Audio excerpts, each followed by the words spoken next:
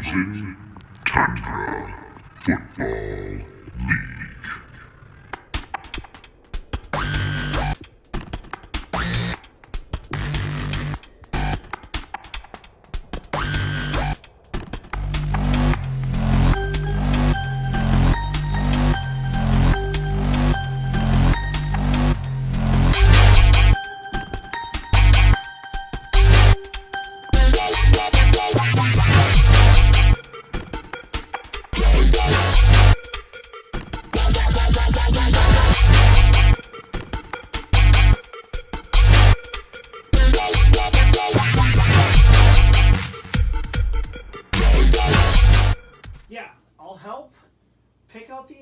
Stuff when I just gotta do the show quick.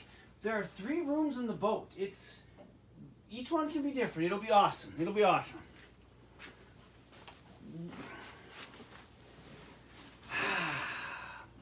Well, hello and welcome back to all of my friends and fellow FTFLers. That's right. It is I, owner of the 4-1 Hulkamaniacs, the host of the glorious Frozen Tundra Football League Weekly Update Show, the true king of the FTFL. Just check your Week 3 box scores. And lest us not forget that song deep down in your heart. That is right, it is I, Brett Sieber, and boy oh boy, it's been quite a week. I hope you don't mind. Such a great week, we decided, you know what? Let's take off work for the rest of the week. Let's do a little mini vacation. So here I am on location, undisclosed cabin, in a very nice part of the country. But don't think for a moment that that'll stop me from bringing you your FTFL Weekly Update. And what a week it was. Week 5 is now in the books.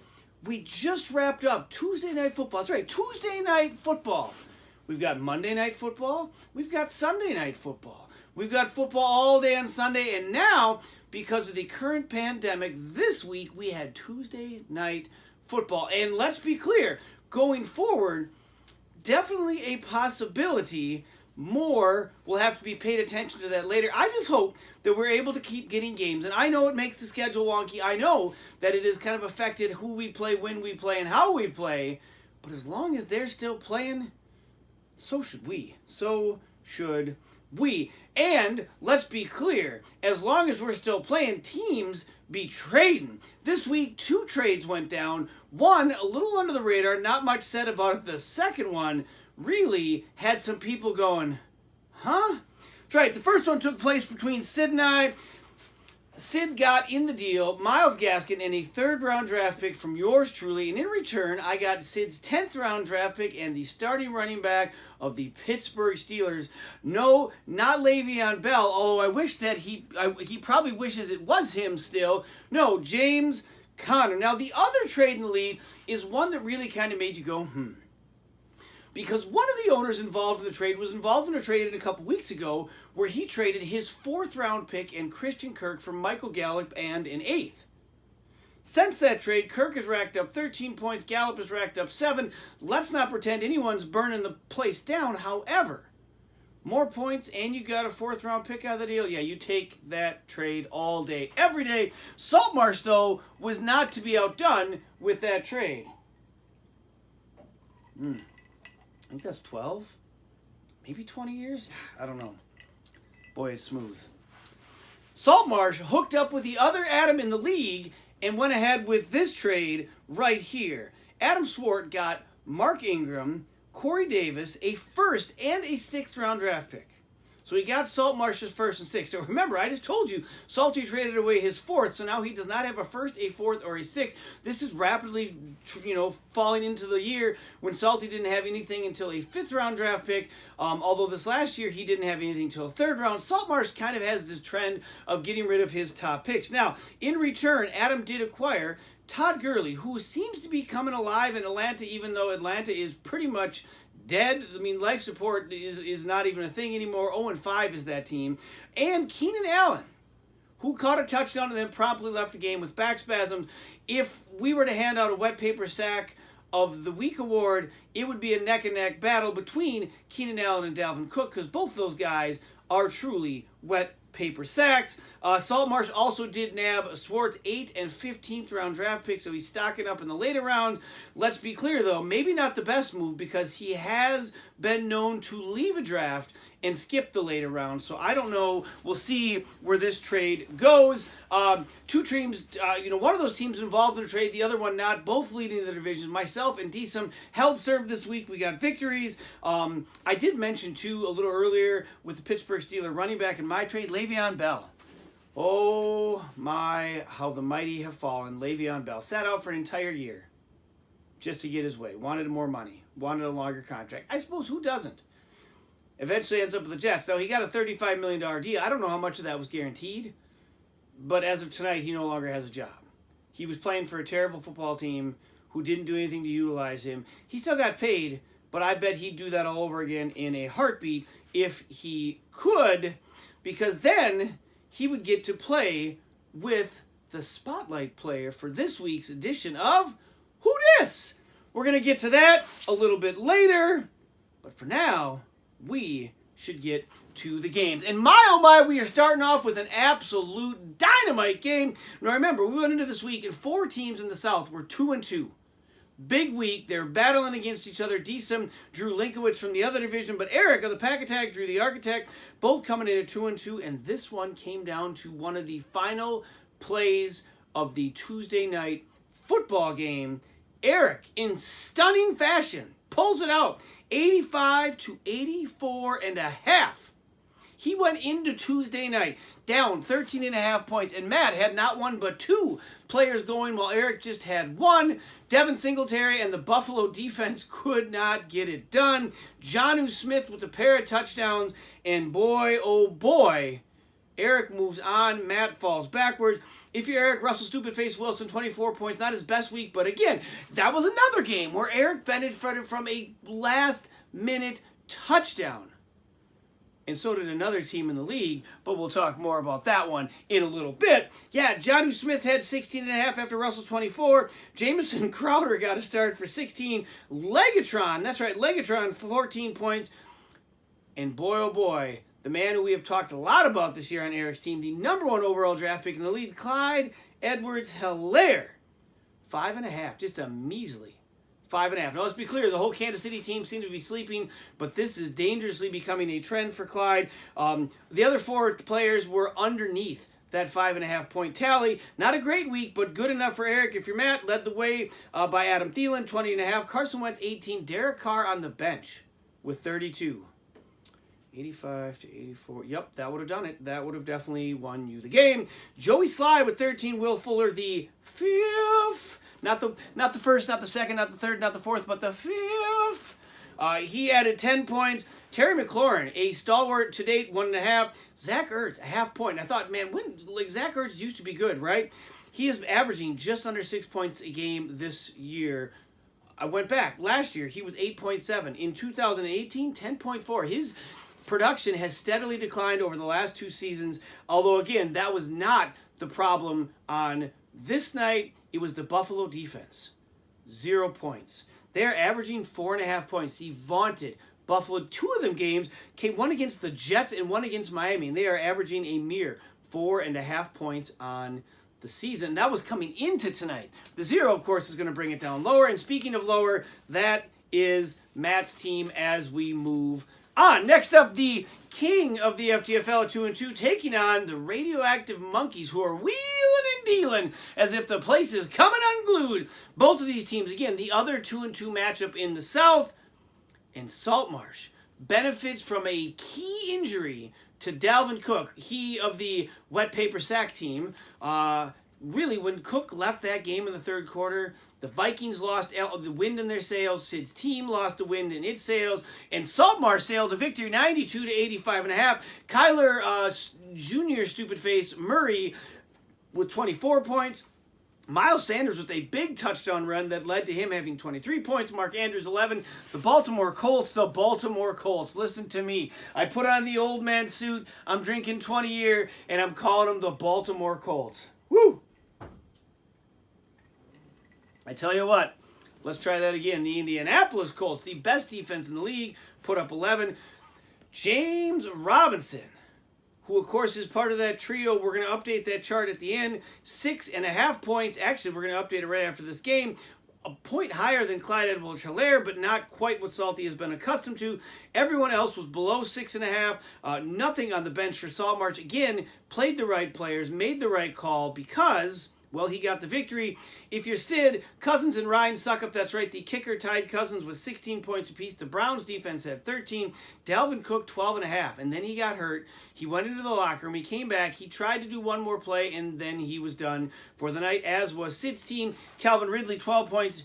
DJ Shark, 1.5 points. Mo Alley Cox, fashionable tight end pickup this week. He netted Sid a whopping 0 points. Has Sid started his newly acquired running back Myles Gaskin, 14.5 points.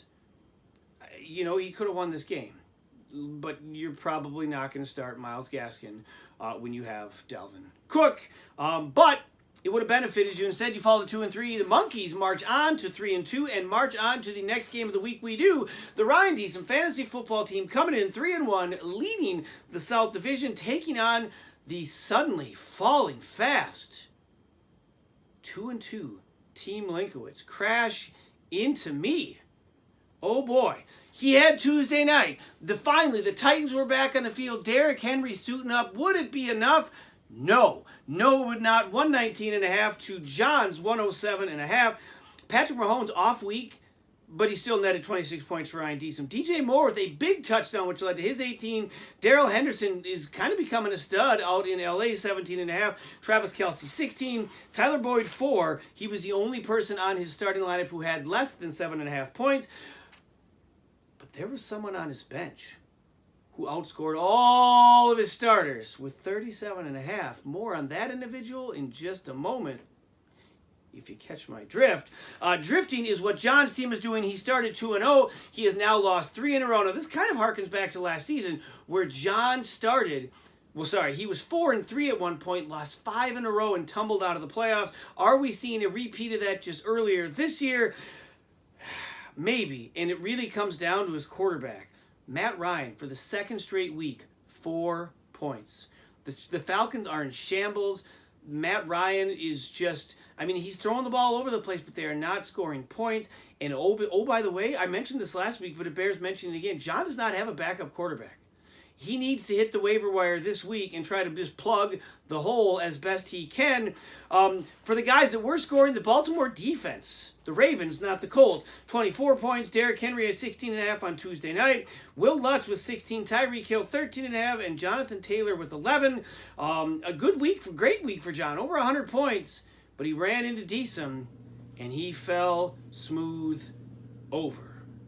Well, we have now come to the... Speaking of smooth, how about a little more of this stuff? Yeah, that is top notch. We have come to the part of the show where we took a week off. We did some macho musings, but we're going back because I feel as a player we should know a little bit more about. Therefore, I give you Who Dis? Who dis? All right, so the focus of tonight's Who Dis, none other than Chase Claypool. Chase Claypool blew it up this week, and he is rapidly becoming the Swiss Army knife in the Pittsburgh Steelers offense.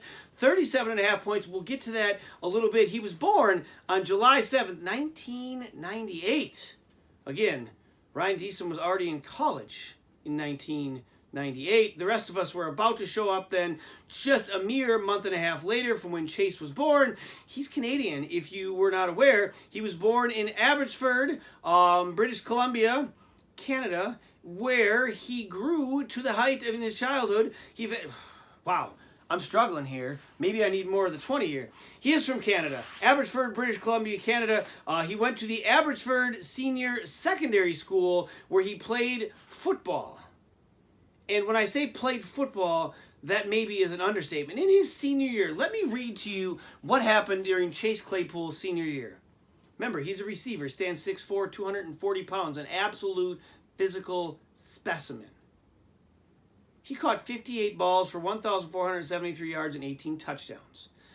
That's pretty amazing, but we are just getting started. He also ran the ball a few times, 47 carries for 567 yards and 8 touchdowns. Now, he wasn't just playing offense, he was on special teams. 4 punt returns for 195 yards and 2 touchdowns, along with 2 kickoff returns for 176 yards, and one of them returned for a touchdown. But he didn't just do offense and special teams. No, he played defense as well. He had 74 tackles, 2 sacks, 2 fumble recoveries, and 5 interceptions. That, my friends, caught the attention of many a college in the greater Northern America area. He headed off to Notre Dame. In his 4-year career, he caught 166 balls for 2,600 yards and 23 touchdowns. Rewind, though, 4 years. Dude went to college, finished. Way to go, Chase. He was drafted 49th overall in the second round of the 2020 NFL Draft by the Pittsburgh Steelers, and rapidly becoming the rest is history. Chase Claypool, touchdown vulture, Swiss Army knife, underrated. And that, my friends, is who dis. Who dis? All right, the last 2 games before we wrap this up and I get onwards with my vacation. Manal 3-time Lucky Pants champ Manal coming in at 2-2, taking on the visitors from Planet B with questionable motives at 1-3. They talked about a fire sale. It appears to be happening. Maybe we knew their motives all along. Although, let's be clear, it was their motives that, the questionable at best, that brought them the DSIM award and may just bring them a DSIM award again this year. He falls after coming in at 1-3 to 1-4. It's 112 Jeff, 102 Adam Swart. If you're Jeff, DeAndre Hopkins led the way with 21. Josh Jacobs, 17. Robert Woods had a big touchdown, giving him 16 points. Rodrigo Blankenship put up 12. Stephon Diggs, 11. And Darrell Waller, welcome back, with 10.5. David Johnson, the lowest point total in the starting lineup, with 7. Not bad. If you are Swart, Todd Gurley in his swan song netted you 22 and a first and a 6th round pick, mind you. Drew Brees, 22 points. Emmanuel Sanders, 14 points. I think it says here Davis. Mike in Carolina, the running back, 18.5 points for him as well. Now, Sanders is really starting to catch fire without Michael Thomas there. And as long as Michael Thomas doesn't punch another teammate in the face this week, you can expect him back next week. No, wait. He has a bye, so no Michael Thomas, no Emmanuel Sanders. I'm not entirely sure what Swart is going to do. Maybe play Mark Ingram next week. We'll have to see. Hayden Hurst, 1 point. 1 point for Hayden Hurst. On the bench, tight end Jared Cook had 13. You lost by 10. There's a difference of 12. I think you know what's coming. For Markser, he moves on to 3-2, and we've arrived at the final game of the week. The Brother Bowl, that's right, the streaking Hulkamaniacs coming in at 3-1, taking on the Mixin' Cocktails, who after an 0-3 start, finally got on the board last week at 1-3. I didn't score over 100 points, but I did score enough to move to 4-1, 89.5 to Andy's 85. I am now 23-16 all time against Andy. He is one of only 2 teams I have a winning record against. He is the team I have the best winning percentage against. The other person I have a winning record against, my brother-in-law. As long as I'm brothering it up, I think I'll be just fine. For me, replacement quarterback Teddy Bridgewater. Of course, Aaron Rodgers had a bye. 22 points in a stellar worth-a-buck performance. DK Metcalf. Say that name. Repeat that name. Whew. Because that is the name that is being put on every single screen in every single training facility across the NFL, because he has rapidly become the most unstoppable receiver in the game, and it was a last-second touchdown. And by the way, the Vikings have come through for me a couple times this year with some clutch performances by their defense, awarding my team points. DK had 21. Chris Carson tacked on 13. Mike Evans scored a touchdown in his 5th straight game, 10.5 points. Alvin with a down week. Kamara, 10 points. Everyone else was below 4. But again, it was just enough. Because if you're Andy, last week, Lamar Jackson and Joe Mixon jumped forward. Kind of went back to where they were at the end of last year. This week, they did fall back to where they had been playing previously. This year, 14 points for Lamar, 13 for Hollywood Brown, 13 for the Ravens. For the Rams, sorry. I thought we were all Ravens here for a second because, of course, Justin Tucker, we know, is kicking for Andy's team. He had 11. David Montgomery, 11.5. Christian Kirk, 6.5 on the bench. I suppose he could have got it done for you. Why'd you trade for him if you're not going to play him? No matter. Le'Veon Bell is on your bench now, too, because, of course, he doesn't have a team. The champ falls to 1-4. Not out of it, but boy, oh boy, the season is rapidly getting away from him. Let's hit the stud, the dud, and the decent, and then we're going to get up out of here. Stud of the week, Russell Stupid Face Wilson and his awful, just mess hall cooking with 24 points. Now, 24 points, there wasn't really anyone outside of Chase Claypool, he didn't start, who really blew it out the box this week, but that late game touchdown was a huge part of Eric's victory this week. So therefore, Russ gets the nod. Jonnu Smith is sharing this. Eric's other late game heroics. Clutch players, 16.5 for Jonnu. Dud of the week, we got two of them. One, the Buffalo defense, 0 points. 0 points. Matt loses by a half point. Whew, that is rough. The other one, Matt Ryan, back-to-back 4-point weeks. John's team is falling apart, even though the Titans did take the field this week. And this week's reason why Adam Swartz should get the decent, he started Hayden Hurst over Jared Cook. 12-point difference, lost by 10. I'll let you do the Browerville math on that one. And we are about out of here. Week 6 matchups. The Hulkamaniacs at 4-1, taking on Team Linkowitz at 2-3, who is desperately in need of a win. For me, I have Kamara, Carson, Lockett, and Metcalf all on a bye. John, this is your get-right week. Or is it? Or is it? Time will tell. The Ryan Decent Fantasy Football Team 4-1, taking on the Architect at 2-3. Pack Attack at 3-2, taking on the Radioactive Monkeys for a battle for all alone in second, or maybe even a share of first, depending on what happens with Ryan Decent's game. The king of the FTFL 2-3, taking on Mana, 3-time Lucky Pants champ Mana at 3-2. Sid holds the all-time series record at 13 wins to Jeff's 12 wins. Of course, they have met not once, not twice, but 3 times in the Fantasy Bowl as well. And lastly, in what is quickly becoming the battle for the number 1 overall pick, 2 teams that last year were in the semifinals of the playoffs find themselves battling out at 1-4, Plan B, taking on the Mixing Cocktails. And that will do it for our show this week. I'm glad I was able to do this for you this week here at the cabin. Enjoy yourselves, enjoy MEA, and until next time, peace! Oh gosh, I can't leave without...